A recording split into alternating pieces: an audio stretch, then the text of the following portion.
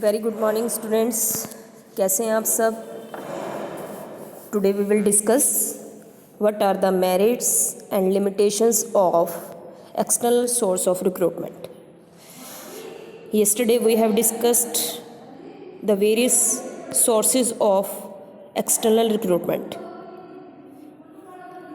If any organization want to recruit the employees, potential employees from outside the organization, it is known as external source of recruitment.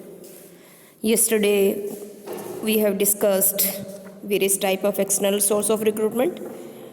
I think you have learned, आपने याद कर लिए होंगे। और आज हम discuss करेंगे external source of recruitment में कौन कौन से सोर्स जो मेरिट हैं वो हो सकते हैं। What are the merits of external source of recruitment. First जो एडवांटेज है एक्सटर्नल सोर्स का, यदि हम एम्प्लॉयज़ को, पोटेंशियल एम्प्लॉयज़ को बाहर से रिक्रूट करते हैं, then we can get qualified staff. They may be having sufficient competency, knowledge, training about the job.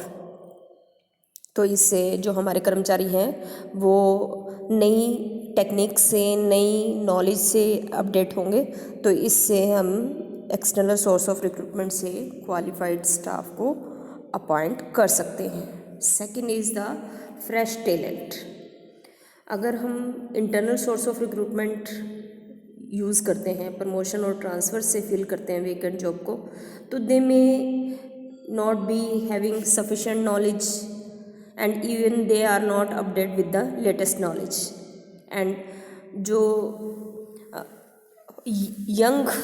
Young blood है, न्यू ब्लड है, we can not bring in our organisation. लेकिन अगर हम एक्सटर्नल सोर्स ऑफ रिक्रूटमेंट को use करते हैं तो we can bring fresh talent, young blood, new blood in the organisation. And it also provide the wider choice. तो जो ये हमारा सोर्स ऑफ रिक्रूटमेंट है, वाइड चॉइस, और it also bring the new blood in the organisation. Second is third, इसमें जो इसका advantage है, that is competitive spirit. If company taps the external source, the existing staff will have to compete with the outsiders, with the new staff, and it will increase productivity in the organization because they will work hard to show their performance. तो दोनों में competition हो जाएगा, old employees और new employees में, और वो ज़्यादा काम करेंगे और इससे फ़ायदा किसका होगा? ऑर्गेनाइजेशन का फ़ायदा होगा। तो we can bring competitive spirit among the employees if any organization use external source of recruitment. और ये तो मैंने आपको बता ही दिया कि वाइडर चॉइस प्रोवाइड करता है एक्सटर्नल सोर्स। तो इसमें आपके पास बहुत सारी एप्लीकेशंस आ जाएंगी। आपके पास वाइड चॉइस होगी कि हम किस कैंडिडेट को रखें, और ऑफ कोर्स हम बेटर कैंडिडेट को ही अपॉइंट करेंगे। तो इससे हमें वाइड चॉइस भी मिलती है। तो these are the merits of external source of recruitment. Now see the limitations. तो जैसे मैंने आपको बताया था कि internal source of recruitment easy है, लेस कॉस्टली है, और इसका ऑपोजिट बिल्कुल ये लेंथी प्रोसेस है, टाइम कंज्यूमिंग है और कॉस्टली भी है। टाइम एफर्ट इसमें ज़्यादा लगेंगे, और also it dissatisfy the existing employees.